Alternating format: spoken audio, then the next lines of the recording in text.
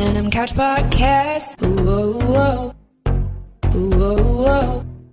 The 40s, 50s, 60s, 70s, and 80s with Steph with an F.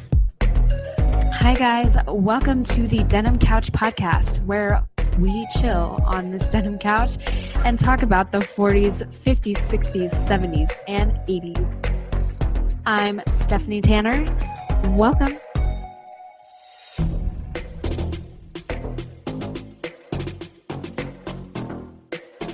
Hey guys, it's Stephanie Tanner with the Denim Couch Podcast. This week's episode, I have a special guest for you.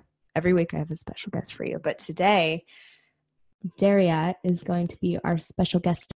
I contacted Daria a few weeks ago because I had seen her post on Save Family Photos, which is an Instagram page that shares stories that people have posted from back in the day. Just have people by the pool, kids drinking sodas, lots of kids hanging out together, family members just doing their thing.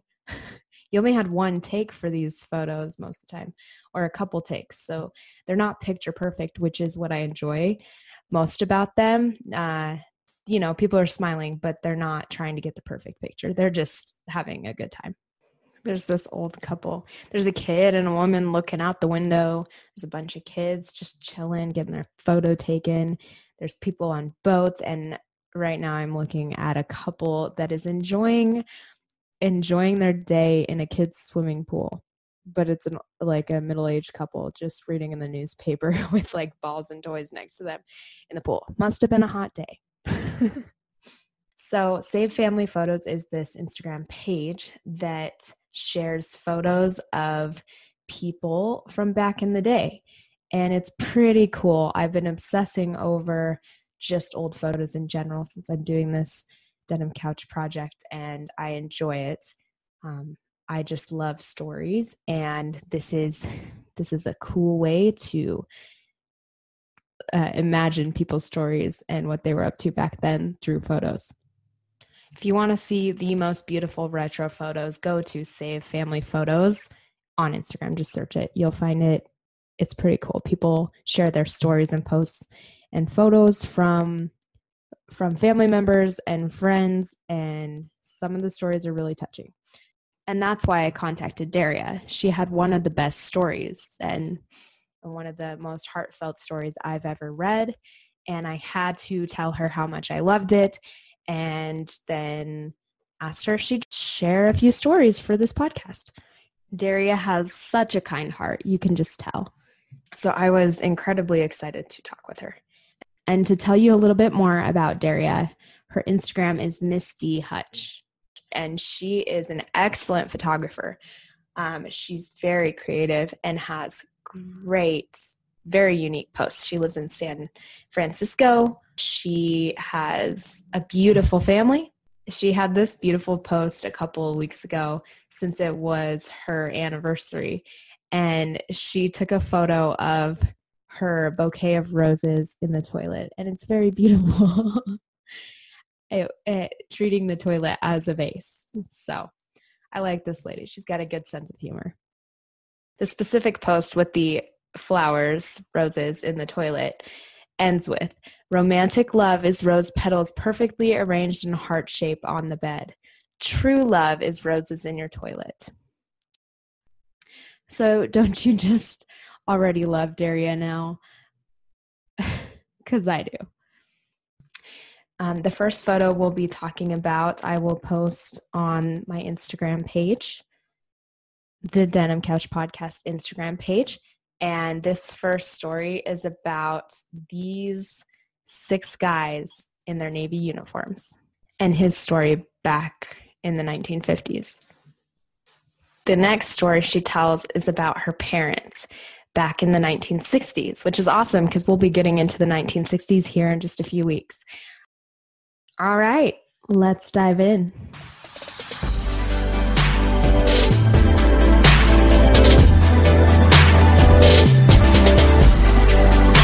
This podcast is about stories from the 40s, 50s, 60s, 70s, and 80s.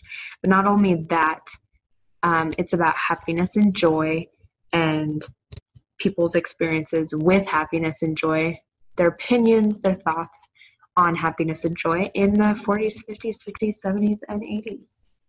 He gave me his old cameras recently. And last time I was at his house, he had this big box of negatives. Oh my and goodness. I said, can I take it? And he said, yeah. And so I took it, and I've been going through them and digitizing them. Oh, wow. And as I see them, I'm asking him questions about some of the stories behind the pictures. And it's just been nice to have those conversations and bring up a lot of memories, happy and sad memories. But yeah, it's kind of a cool thing that I've been sharing them out with a couple of them on my Instagram, and then also like my brothers and other people in the family as well. So awesome. How fun. That's amazing. Yeah, I just got them maybe like 2 months ago and decided to like just pick a couple of them that were kind of really strong memories and that kind of brought up a lot of stuff for me, and write up those stories and share them. I think like along, back in like the 50s and 60s and 70s when I was growing up, that people just weren't as open about talking about emotional stuff. I mean, I feel like today there's just more awareness about it. And I know like at my children's school, we have like parent seminars on talking about feelings, which like that never happened back then, So, so there was a lot of, like when some dysfunctional stuff was going on in the family, just nobody talked about it. And it was like, and I think like, I know like with my dad, he still kind of has that mindset, right? It's like you are very stoic and you just kind of keep it in the family, But I've been surprised about how forthcoming he's been. I expected him to be like not willing to talk about things, and he has blown my mind about what he has. One, his memory is so good. He remembers details, and I think in a way it's kind of a relief for him to talk about it and share his point of view, like, because it was not something he could do back then, The 40s, I don't really have any stories from the 40s, more from the 50s. Some of the ones that, my dad had, and he told me the stories about how he met my mom and his time in the Navy. Okay, so I'll go find that one. Hang on. Okay. So some of them, it helps to like have the picture, because I mean, part of this project has been like the pictures kind of bring up something that I want to know for me. So this one picture that he had, it was a picture of my dad in the Navy with a bunch of his battalion members. And because it was his first time traveling anywhere, he grew up in California and he had never left the state, never left within, like a 25 area of his home. And so this was being in the Navy was really exciting for him, and he wanted to capture it. So he bought this camera then. So this is the story that I wrote about this one picture of him. My dad, he's in the back row, second from the left, was serving in the Navy as part of the Selective Training and Service Act, which was from 1940 to 1973. At that time, all men between the ages of 18 and 25 could be drafted at random, even during peacetime. My dad decided to voluntarily join the Navy Reserve in 1956. He was 20 at the time. He asked for immediate active duty. He wanted to avoid being drafted into the Army, and he also wanted some control over the timing and duration of his service. So he kind of wanted to get it out of the way without kind of that unexpectedly coming up later. So he did his boot camp training in San Diego. And in 1957, before he was shipped overseas, he asked Darlene, which is my mom, to marry him. They had been dating about 2 years at that point, and I'll stop from the reading here. He told me that they had gone to the same high school in Salinas, California. She was 2 years younger than him, and they didn't know each other in high school. But right after he graduated, they met at a local diner, and their romance started then. So they went to the same high school. So they had been dating about 2 years at that point. So again, very young kids, right? He was 18 and she was 16 when they met. So she said yes, and then he left for Japan. So at some point during those 2 years when he was away, she sent him a Dear John letter, or a Dear Richard letter in his case. She had started dating someone else, a guy that she knew from high school named Jerry. Ouch. Engagement was off. My dad returned to their hometown of Salinas, California later that year to learn that Jerry had dumped Darlene for her roommate and best friend. She was heartbroken, and she begged my dad to be her date to Jerry and the roommate's wedding so she wouldn't have to go alone. He agreed to take her, and well, I guess they worked it out. They got married a few months later, and the Jerry's stealing roommate apparently was Darlene's maid of honor, which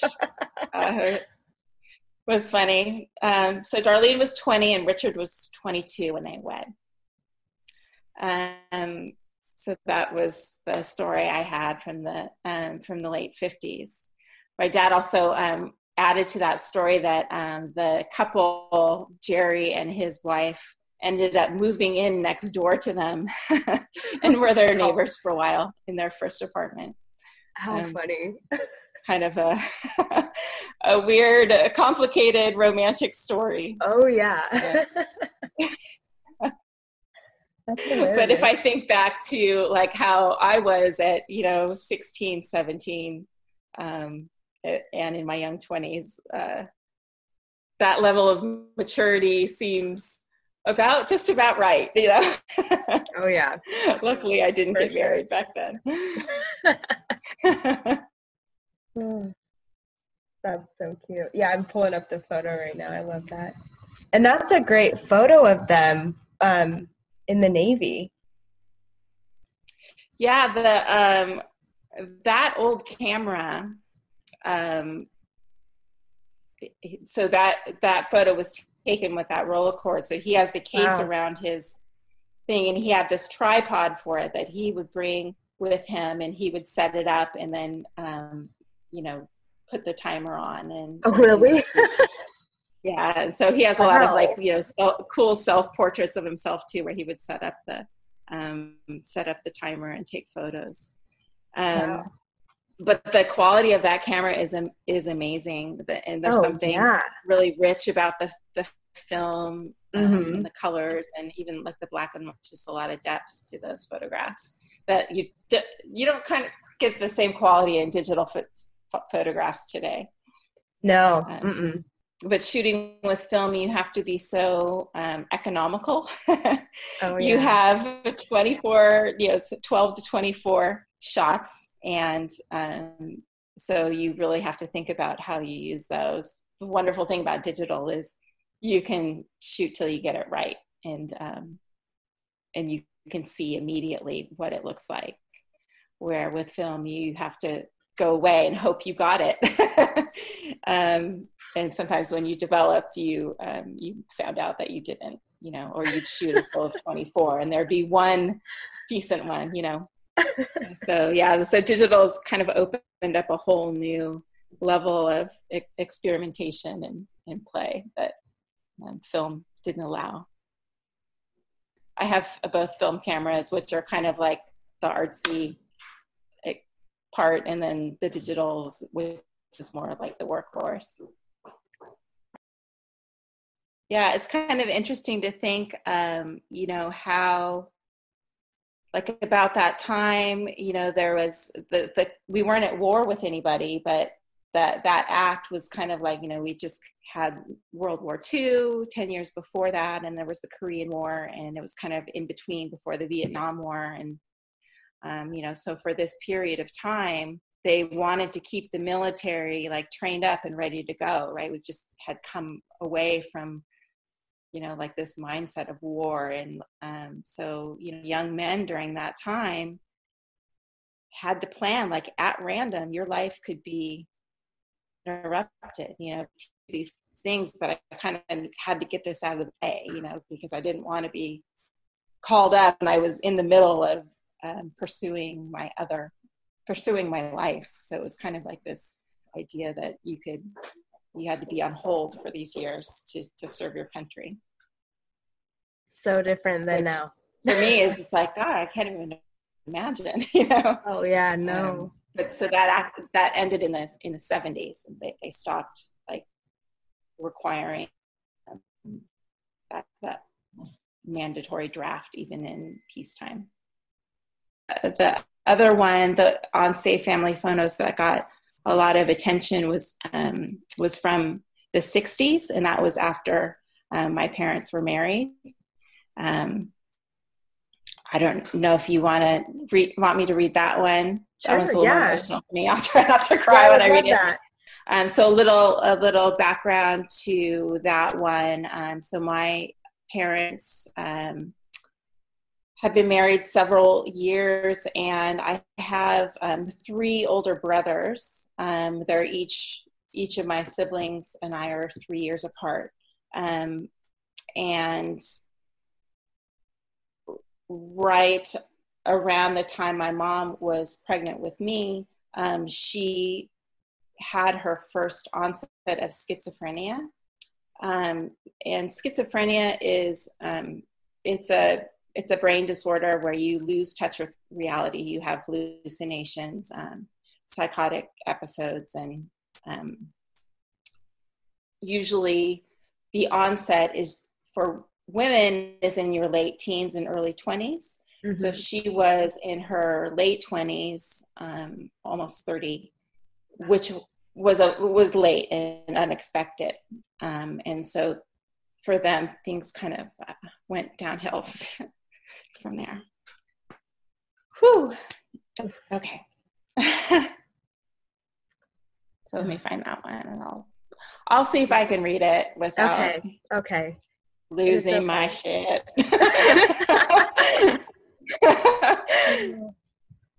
And so growing up, so when that happened, she had to be committed for a while, and my dad had to kind of figure out what to do with 4 kids and still work and support us. So I went to go live with my grandparents.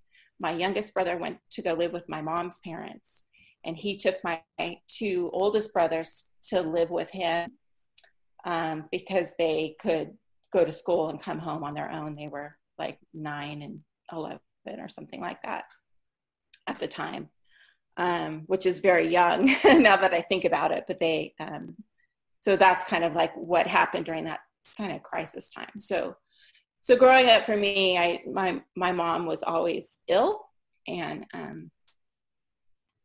but there would be times where she would be lucid, and I would be able to visit her and spend time with her. So this photo was like, wow. it really just seeing her like happy and well. Let me try to get it together here. Okay. You're good. So this photo of my parents makes me feel incredibly satisfied for reasons I can't quite describe in words. My mother wearing pink lipstick, cat-eye sunglasses, smiling effortlessly. She and my dad chilling out with a bottle of Miller High Life on a Sunday afternoon, watching my brothers play in the backyard. There's a casual affection and ease about them. Was this really my parents? once upon a time, I don't ever remember living with my mother. My parents divorced when I was still too young for memories. My earliest memories are of living with my grandparents. I don't remember my mom ever being like this. Her first schizophrenic episode was before I was born, and I always knew her as, well, not really all there. My mom was always a visitor in my childhood, never a caretaker. I say that with no bitterness or judgment whatsoever. It's just how it always was. I didn't know any different, but I definitely knew something was not right. Even though nobody talked about it, I knew her brain was broken. But on some higher level, even as a small child, I could see her. Not for her that was barely slogging through the heavy antipsychotic medications, but this pink lipstick wearing her. Somewhere in the dark, scary forest of her mind, she was in there. This Darlene that laughed and sang and loved her kids with an easy playfulness, almost like a child herself. Sometimes I would catch glimpses of her. Then I saw this photo and it was like, I know her. I know her. This is the part of her spirit that lives on through me. This photo felt like that one piece of elusive evidence that suddenly cracks open a 50-year-old cold case.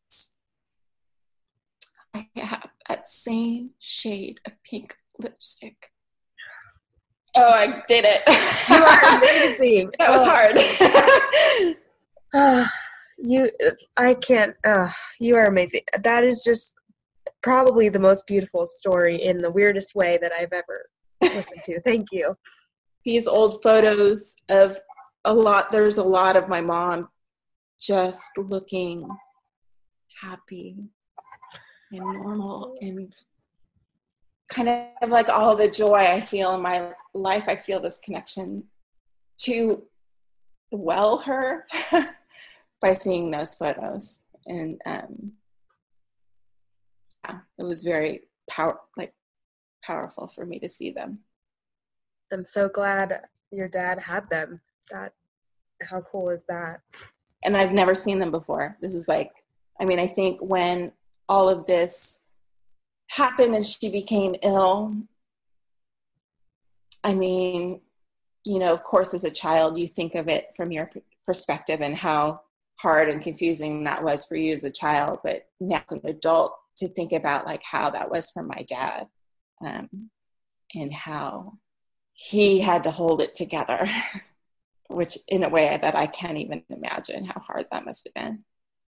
But so I think he kind of hid these away too. I don't know how it is for him, springing it again. But I think for my brothers, it's been very healing because they have not seen these photos either. And a lot of it, we just didn't talk about. So in my family, it's brought up a lot of just conversations that were never had, and it's been good.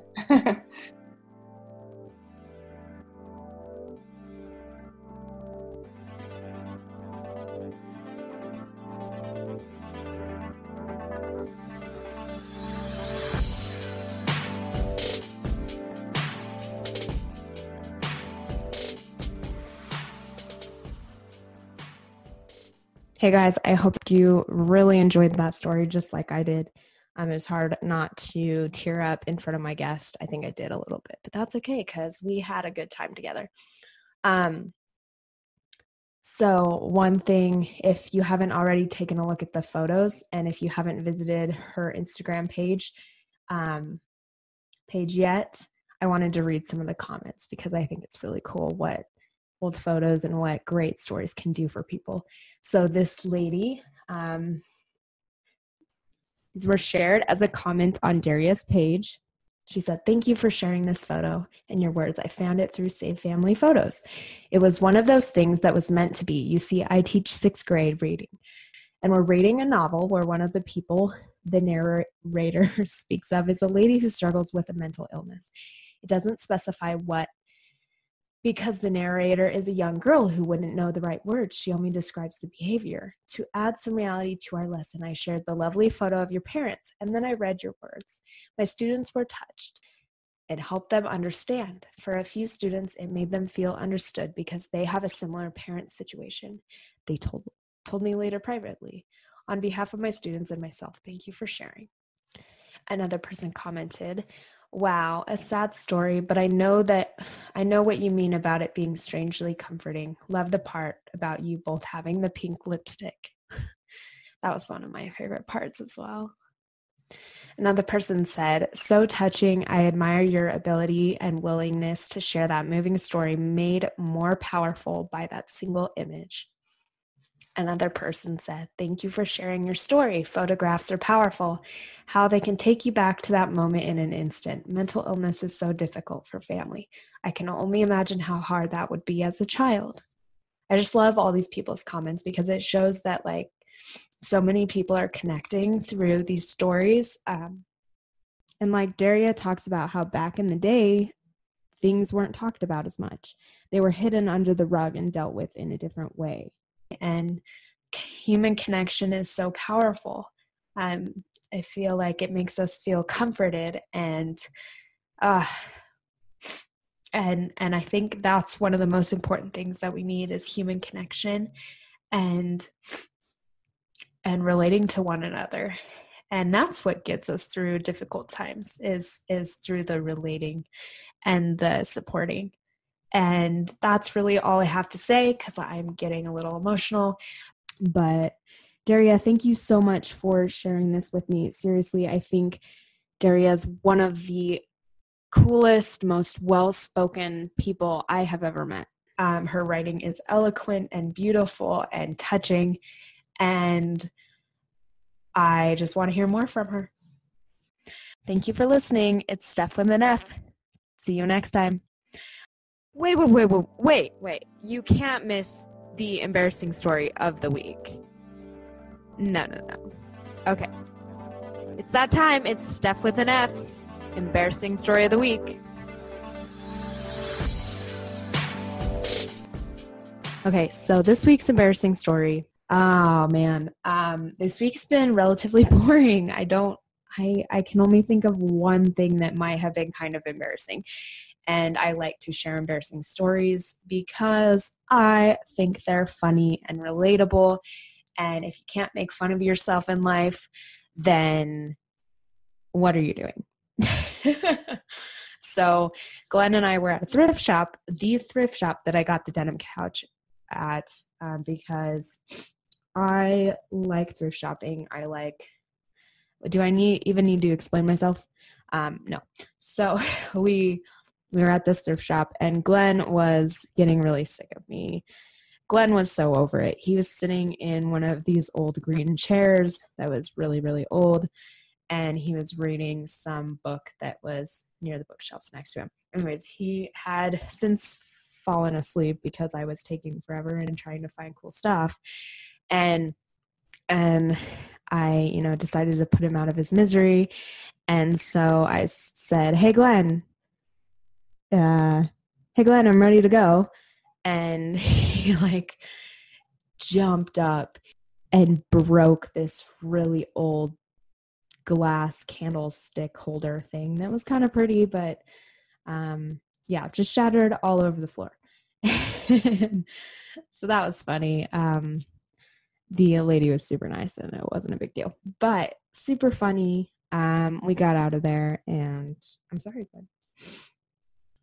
So next week we may have a compilation of embarrassing stories for your enjoyment. And in a week or two after that, we'll be getting into the 60s with a whole new theme, a whole new set of people, and a whole new set of stories. So stay tuned. Thank you guys. Have a great week. If you came here for mental health help, please go visit your doctor. If you're looking for some mental health tips, Dr. Daniel Amen is someone I follow. I love what he has to say and offer. I think his website is brainhealthassessment.com, and he just has some awesome checklist items that go over brain health. So like checklist items for habits that you should be doing to have better brain health. I want to say there's like 5 to 10 items, and if you have those, if you're working on those habits and trying to improve them to improve your brain health, you'll also improve your happiness level, because brain health equals mental health. So keep your brains happy and healthy, and check out Dr. Daniel Amen. This is not sponsored. I just really like what he has to say, and I think it's really beneficial. I think it can help a lot of people.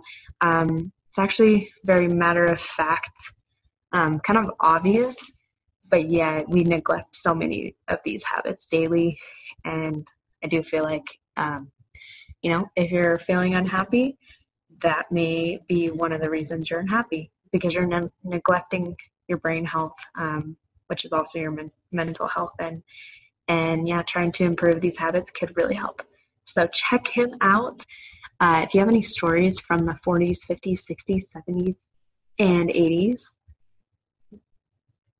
please get in contact with me. Let's chat. I want nothing more than to chat about the past. I want nothing more than to chat about the 40s, 50s, 60s, 70s, and 80s.